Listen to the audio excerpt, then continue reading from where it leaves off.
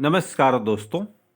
आज हम लोग हिस्ट्री एनसीईआरटी स्टैंडर्ड 12th के लिए बहुत ही इम्पोर्टेंट चैप्टर महात्मा गांधी और राष्ट्रीय आंदोलन सविनय अवज्ञा आंदोलन, सविनय अवज्ञा और उससे आगे के विषय में पढ़ेंगे। ये महात्मा गांधी का योगदान भारतीय राष्ट्रीय आंदोलन में कितना महत्वपूर्ण है, यह बताने की ज़रूरत नहीं है। तो ये कॉम्पिटिटिव एग्ज़ाम्स में शामिल होने वाले मेरे दोस्तों के लिए ये चैप्टर भी बहुत बहुत महत्वपूर्ण है। तो हम लोग चैप्टर पे आते हैं और मेरे दोस्तों, कोई भी पॉइंट आपसे छूटेगा नहीं। इसको ध्यान में रख करके हर एक लाइन का स्टडी हम लोग करेंगे, एक एक वर्ड पर ध्यान देंगे ताकि आपका कॉम्पिटिटिव एग्ज़ाम्स सक्सेसफुल हो। हम लोग सीधे टॉपिक पे आते हैं। महात्मा गांधी और राष्ट्रीय आंदोलन, सविनय अवज्ञा और उससे आगे। राष्ट्रवाद के इतिहास में प्रायः एक अकेले व्यक्ति को राष्ट्र निर्माण के साथ जोड़कर देखा जाता है। उदाहरण के लिए हम इटली के निर्माण के साथ गैरीबाल्डी नाम का आदमी इटली के निर्माण में महत्वपूर्ण भूमिका में था।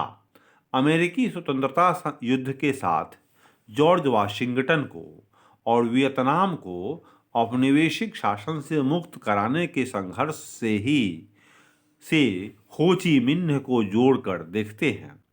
इसी तरह महात्मा गांधी को भारतीय राष्ट्र का पिता माना गया है, क्योंकि गांधी जी स्वतंत्रता संघर्ष में भाग लेने वाले सभी नेताओं से सर्वाधिक प्रभावशाली और सम्मानित हैं। अतः उन्हें दिया गया उपयुक्त विशेषण गलत नहीं है। हालांकि वाशिंगटन अथवा हो ची मिन्ह की तरह महात्मा गांधी का राजनीतिक जीवन वृत्य उस समाज ने ही संवारा और नियंत्रित किया जिस समाज में वे रहते थे। कोई व्यक्ति चाहे कितना ही महान क्यों न हो, वह न केवल इतिहास बनाता है बल्कि स्वयं भी इतिहास द्वारा बनाया जाता है। इस अध्याय में 1915 से 1948 के महत्वपूर्ण काल के दौरान भारत में गांधी जी की गतिविधियों का विश्लेषण किया गया है। वह भारतीय समाज के विभिन्न हिस्सों के साथ उनके संपर्कों और उनके द्वारा प्रेरित तथा नेतृत्व किए गए लोकप्रिय संघर्षों की छानबीन करता है। यह अध्याय विद्यार्थी के समक्ष उन अलग अलग प्रकार के स्रोतों को भी रखता है जिनका इस्तेमाल इतिहासकार एक नेता के जीवन वृत्त तथा वह जिन सामाजिक आंदोलनों से जुड़ा रहा है वे पुनर्निर्माण में करते हैं।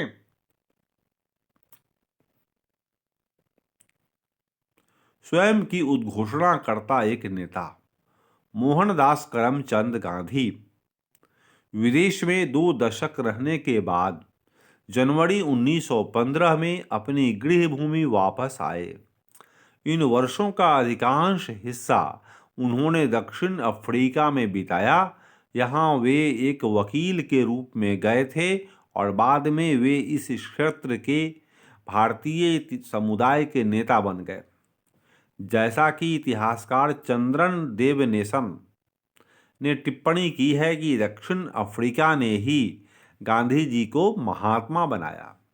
दक्षिण अफ्रीका में ही महात्मा गांधी ने पहली बार सत्याग्रह के रूप में जानी गई अहिंसात्मक विरोध की अपनी विशिष्ट तकनीक का इस्तेमाल किया। विभिन्न धर्मों के बीच सौहार्द बढ़ाने का प्रयास किया तथा उच्च जातीय भारतीयों को निम्न जातियों और महिलाओं के प्रति भेदभाव वाले व्यवहार के लिए चेतावनी दी।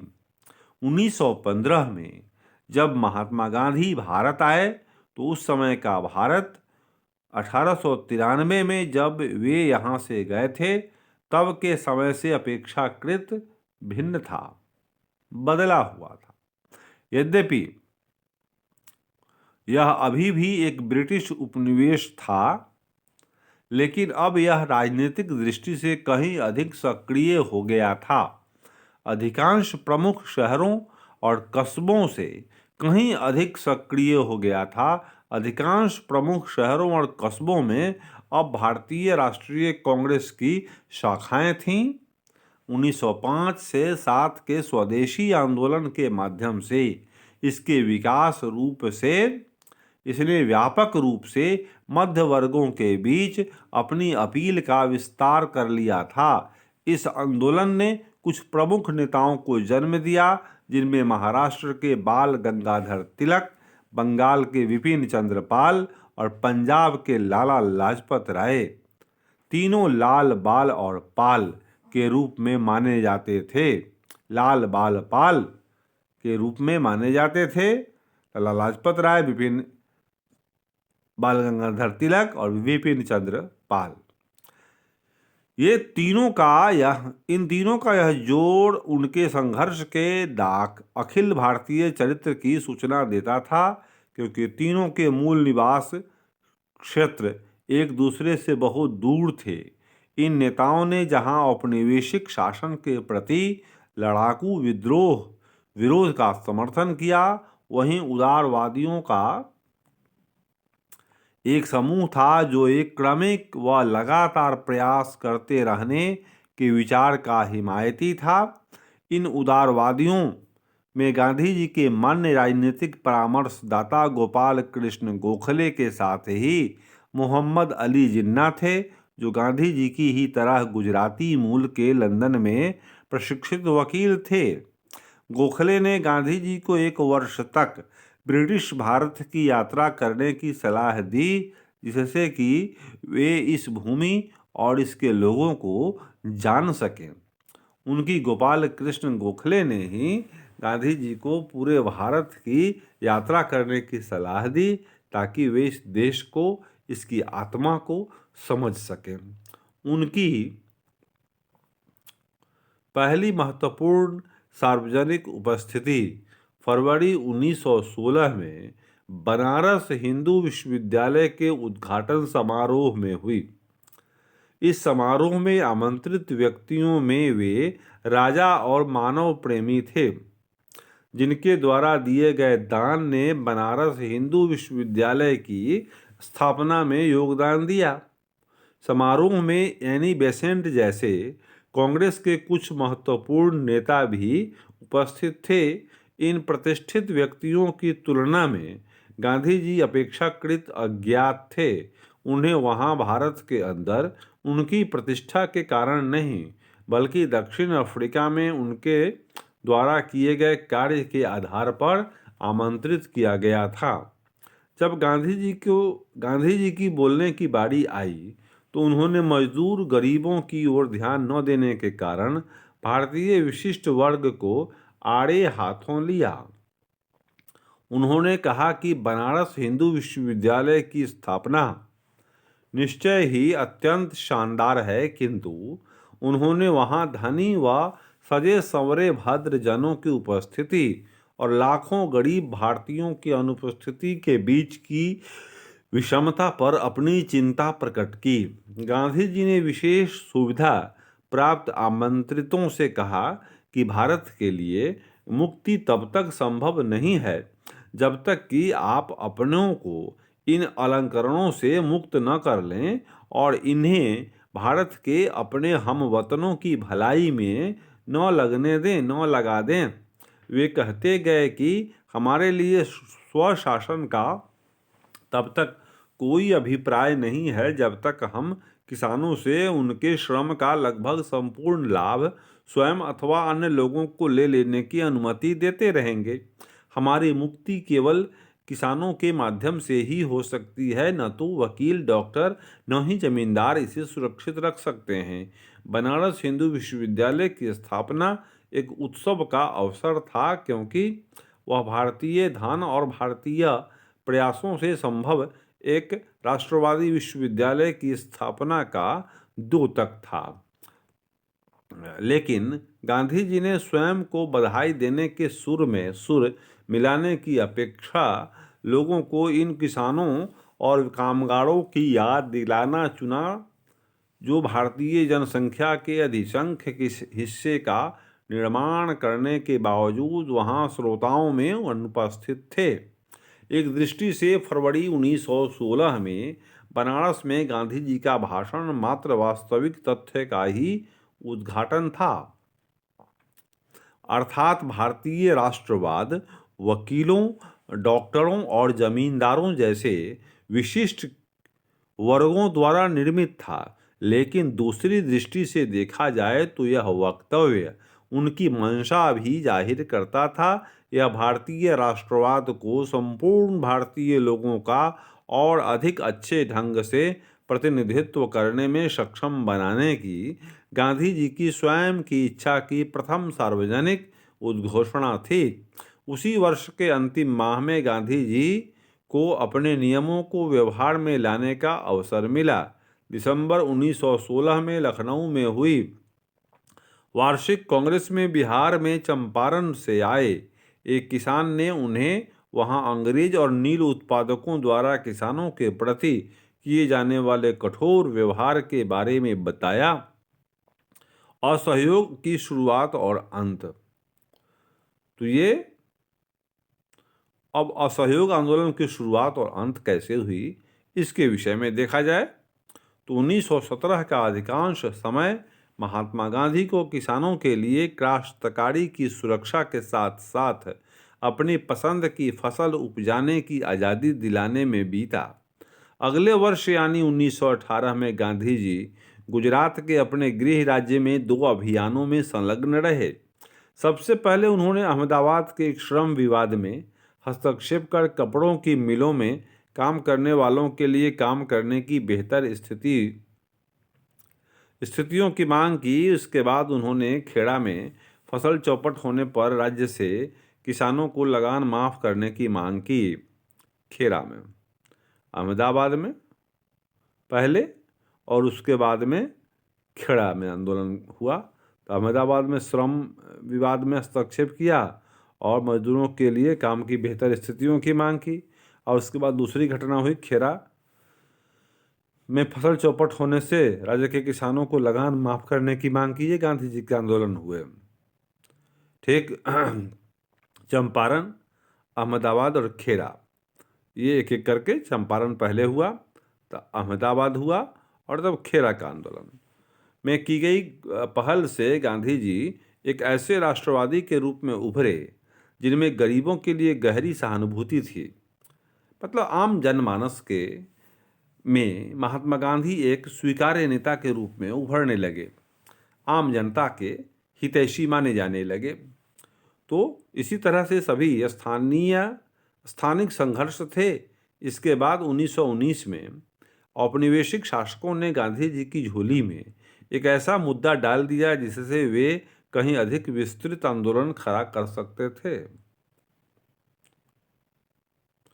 1914 से 18 के महान युद्ध के दौरान अंग्रेजों ने प्रेस पर प्रतिबंध लगा दिया था और बिना जांच के कारावास की अनुमति दे दी थी। अब सर सिडनी रॉलेट की अध्यक्षता वाली एक समिति की संस्तुतियों के आधार पर इन कठोर उपायों को जारी रखा गया। इसके बावजूद जवाब में गांधी जी ने देश भर में रॉलेट एक्ट के खिलाफ एक अभियान चलाया। मतलब ये 1914 से 1918 के बीच जो युद्ध हुआ, कौन युद्ध हुआ? प्रथम विश्व युद्ध कहेंगे इसको।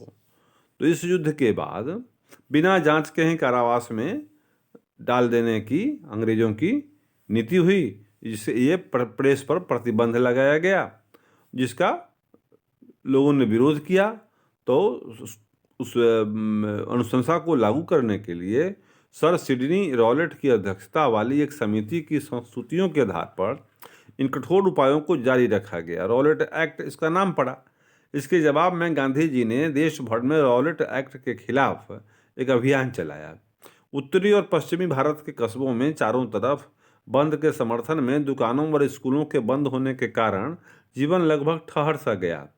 पंजाब में विशेष रूप से कड़ा विरोध हुआ, जहां के बहुत से लोगों ने युद्ध में अंग्रेजों के पक्ष में सेवा की थी और अब उनकी अपनी सेवा के बदले वे इनाम की अपेक्षा कर रहे थे, क्योंकि अंग्रेज उस युद्ध में जीते थे। 14 से 18 वाले विश्व युद्ध में अंग्रेजों की जीत हुई और भारतीयों को सहयोग के बदले में इनाम की उम्मीद थी, लेकिन बदले में उनको मिला था रॉलेट एक्ट। तो इसके खिलाफ विद्रोह होना शुरू हुआ, लेकिन इसकी जगह उन्हें रॉलेट एक्ट मिला। पंजाब जाते समय गांधी जी को कैद कर लिया गया, स्थानीय कांग्रेस जनों को गिरफ्तार कर लिया गया।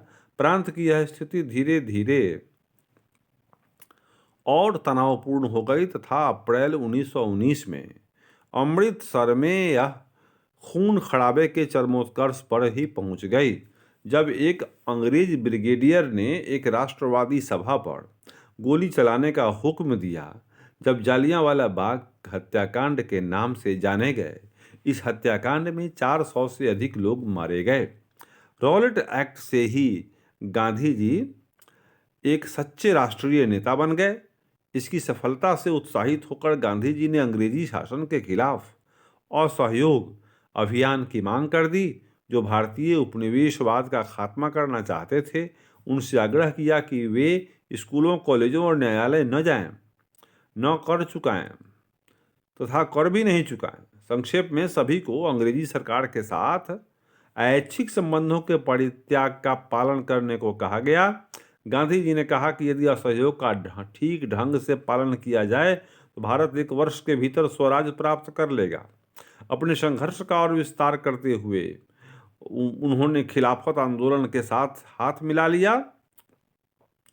लिए जो हाल ही में तुर्की शासक कमाल अतातुर्क द्वारा समाप्त किए गए सर्व इस्लामवाद के प्रतीक खलीफा की पुनर्स्थापना की मांग कर रहा था। एक लोकप्रिय आंदोलन की तैयारी हुई, तो खलीफा आंदोलन का गांधी जी ने समर्थन किया और वह मुसलमानों का आंदोलन था। मुसलमानों के खलीफा को पुनर्स्थापित करने की मांग थी। खिलाफत आंदोलन कहलाया वो। एक लोकप्रिय आंदोलन की तैयारी अब हो रही थी। गांधी जी ने यह आशा की थी कि असहयोग को खिलाफत के साथ मिलाने से भारत के 2 प्रमुख धार्मिक समुदाय, हिंदू और मुसलमान, मिलकर औपनिवेशिक शासन का अंत कर देंगे। इन आंदोलनों ने निश्चय ही एक लोकप्रिय कार्यवाही के बहाव को उन्मुक्त कर दिया था और ये चीज़ें औपनिवेशिक भारत में बिल्कुल ही अभूतपूर्व थीं। विद्यार्थियों ने सरकार द्वारा चलाए जा रहे स्कूलों और कॉलेजों में जाना छोड़ दिया। वकीलों ने अदालत में जाने से मना कर दिया। कई कस्बों और नगरों में श्रमिक वर्ग हड़ताल पर चला गया। सरकारी आंकड़ों के मुताबिक 1921 में 396 हड़तालें हुईं, जिनमें 6 लाख श्रमिक शामिल थे और इससे 70 लाख कार्य दिवसों का नुकसान हुआ। देहात भी असंतोष से आंदोलित हो रहा था। उत्तरी आंध्र की पहाड़ी जनजातियों ने वन्य कानूनों की अवहेलना कर दी। अवध के किसानों ने कर नहीं चुकाए। कुमायूं के किसानों ने औपनिवेशिक अधिकारियों का सामान ढोने से मना कर दिया। इन विरोधी आंदोलनों को कभी कभी स्थानीय राष्ट्रवादी नेतृत्व की अवज्ञा करते हुए कार्यान्वित किया गया। किसानों, श्रमिकों और अन्य ने इसकी अपने ढंग से व्याख्या की तथा औपनिवेशिक शासन के साथ असहयोग के लिए उन्होंने ऊपर से प्राप्त निर्देशों पर टिके रहने के बजाय अपने हितों से मेल खाते तरीकों का इस्तेमाल कर कार्यवाही की। महात्मा गांधी के अमेरिकी जीवनी लेखक लुई फिशर ने लिखा है कि असहयोग भारत और गांधी जी के जीवन के एक युग का ही नाम है। तो भाई, इसके पहले जो यहाँ आपको खिलाफत आंदोलन के विषय में है, इसको एक बार देख लिया जाए। तो ये 1919 से 20 की घटना है, खिलाफत आंदोलन। मोहम्मद अली और शौकत अली, ये याद रखिए नाम। मोहम्मद अली और शौकत अली के नेतृत्व में भारतीय मुसलमानों का एक आंदोलन था। कौन? खिलाफत आंदोलन। इस आंदोलन की निम्नलिखित मांगें थी। पहले कि ऑटोमन साम्राज्य के सभी इस्लामी पवित्र स्थानों पर तुर्की सुल्तान अथवा खलीफा का नियंत्रण बना रहे। जजीरात उल अरब अरब, सीरिया, इराक, फिलिस्तीन इस्लामी संप्रभुता के अधीन रहें तथा खलीफा के पास इतने क्षेत्र हों कि वह इस्लामी विश्वास को सुरक्षित करने के योग्य बन सके। कांग्रेस ने इस आंदोलन का समर्थन किया और गांधी जी ने इसे असहयोग आंदोलन के साथ मिलाने की कोशिश की। उद्देश्य था हिंदू मुस्लिम एकता को कायम किया जाए, इसलिए मुसलमानों के शुद्ध मुसलमानों के इस आंदोलन को उन्होंने असहयोग के साथ मिलाने का प्रयास किया। असहयोग आंदोलन, ये भारत का आंदोलन, और ये खिलाफत आंदोलन, ये मुस्लिम जगत का आंदोलन, अरब का आंदोलन हुआ, इसको इन्होंने समर्थन दिया। इसलिए गांधी जी ने, उद्देश्य था हिंदू मुस्लिम एकता इससे स्थापित होगी, जिससे भारतीय स्वतंत्रता आंदोलन बहुत तेज़ी से आगे बढ़ सकेगा।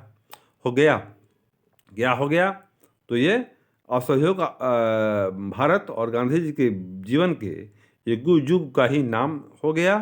असहयोग शांति की दृष्टि से नकारात्मक किंतु प्रभाव की दृष्टि से बहुत सकारात्मक था। इसके लिए प्रतिवाद, परित्याग और स्व अनुशासन आवश्यक थे। प्रतिवाद, परित्याग और स्व अनुशासन, सेल्फ डिसिप्लिन, यह स्वशासन के लिए एक प्रशिक्षण था। 1857 के विद्रोह के बाद पहली बार असहयोग आंदोलन के परिणाम स्वरूप अंग्रेजी राज की नींव हिल गई।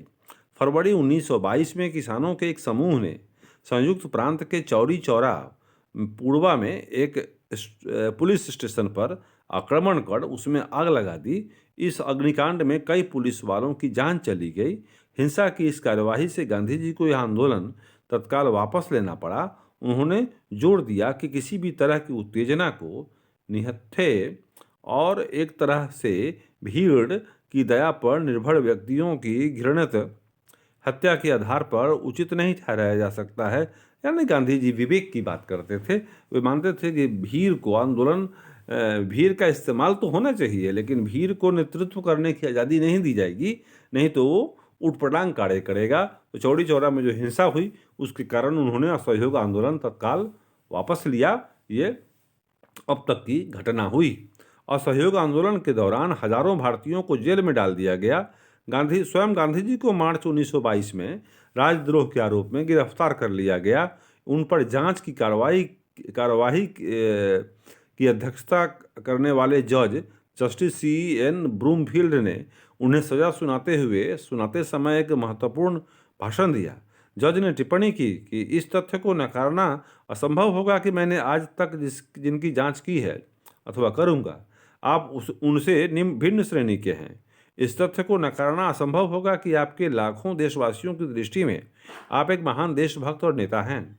यहाँ तक कि राजनीति में जो लोग आपसे भिन्न मत रखते हैं वे भी आपको उच्च आदर्शों और पवित्र जीवन वाले व्यक्ति के रूप में देखते हैं।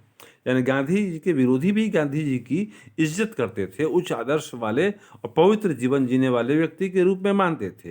ये महात्मा गांधी की महानता थी, इनकी उपलब्धि थी कि वे विपक्षी भी, विरोधी भी इनकी कद्र करते थे। यह गांधी जी का व्यक्तित्व है। चूँकि गांधी जी ने कानून की अवहेलना की थी, अतः उस न्यायपीठ के लिए गांधी जी को 6 वर्षों के जेल की सजा सुनाया जाना आवश्यक था। लेकिन जज ब्रूस ब्रूमफील्ड ने कहा कि यदि भारत में घट रही घटनाओं की वजह से सरकार के लिए सजा के इन वर्षों में कमी और आपको मुक्त करना संभव हुआ, तो इससे मुझसे ज़्यादा कोई प्रसन्न नहीं होगा। यानी जज ने इनको पनिशमेंट दिया, लेकिन पनिशमेंट देते समय अफसोस भी व्यक्त किया। तो जन नेता के रूप में गांधी जी के विषय में अब हम लोग पढ़ेंगे। तो ये जन नेता मतलब आम जनता ने इनको कैसे स्वीकार किया ये देखा जाए। 1922 तक गांधी जी ने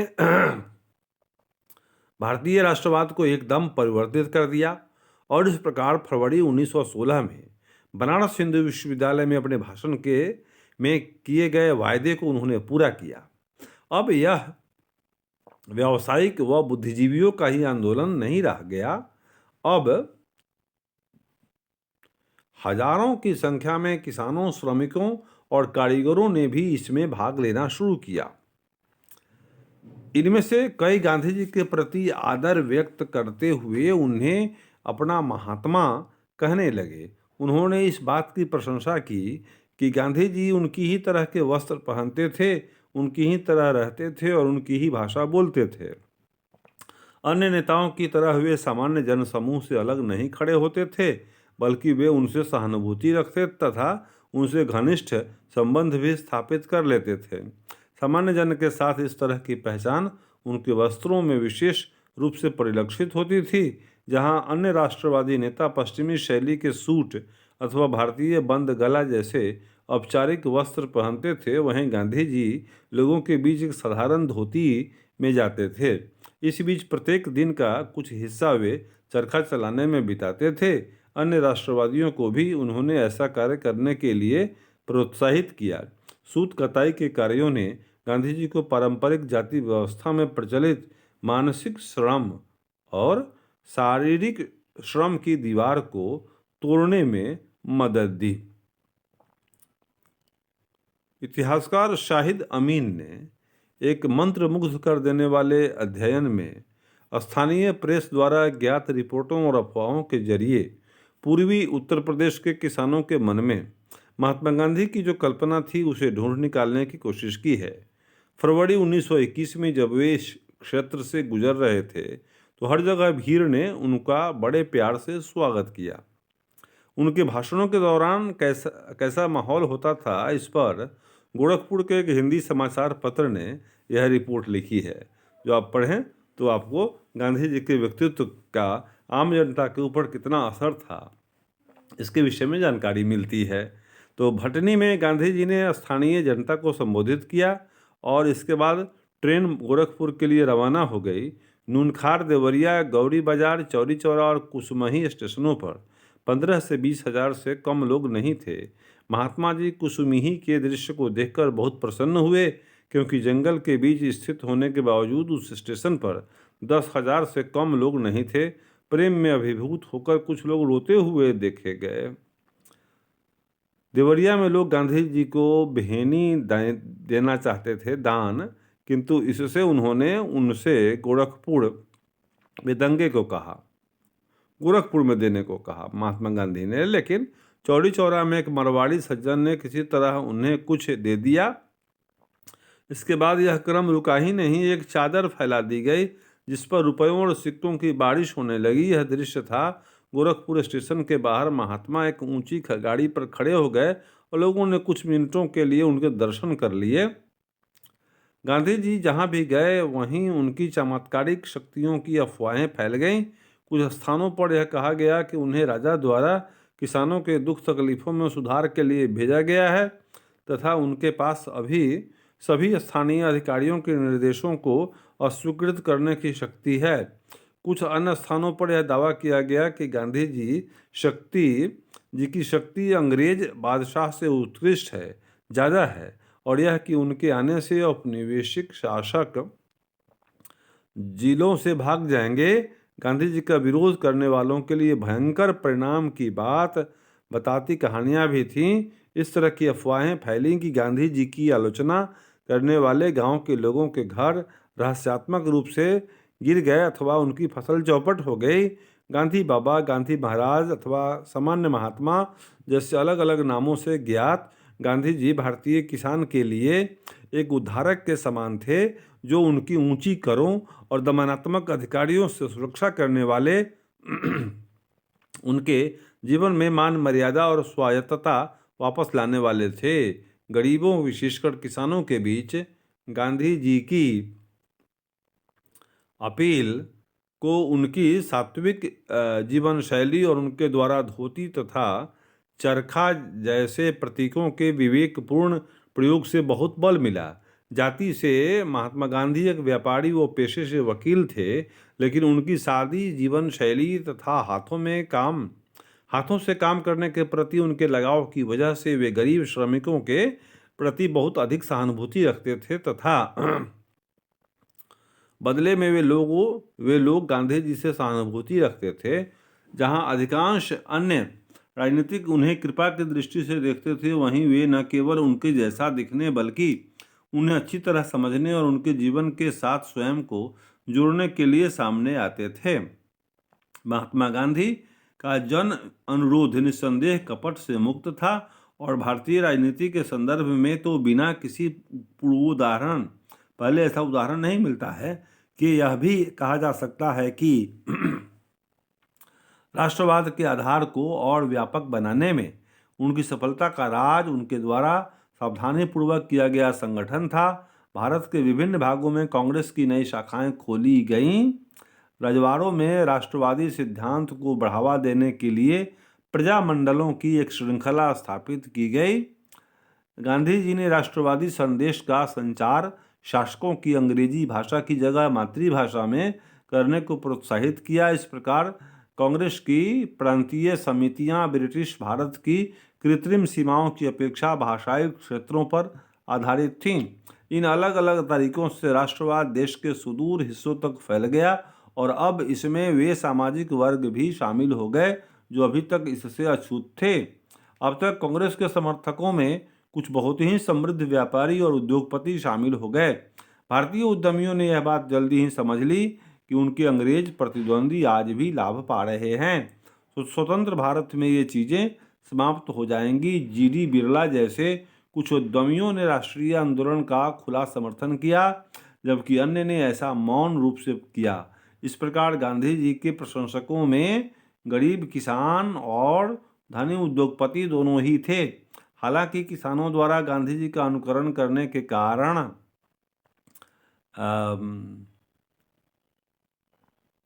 उद्योगपतियों के कारणों से कुछ भिन्न और संभवतः परस्पर विरोधी थे। हालांकि महात्मा गांधी की स्वयं बहुत महत्वपूर्ण भूमिका थी, लेकिन गांधीवादी राष्ट्रवाद का विकास बहुत हद तक उनके अनुयायियों पर निर्भर करता था। 1917 से 1922 के बीच भारतीयों के एक बहुत ही प्रतिभाशाली वर्ग ने स्वयं को गांधी जी से जोड़ लिया। इनमें महादेव देसाई, वल्लभ भाई पटेल, जीबी कृपलानी, सुभाष चंद्र बोस, अबुल कलाम आज़ाद, जवाहरलाल नेहरू, सरोजिनी नायडू, गोविंद वल्लभ पंत और सी राजगोपालाचारी शामिल थे।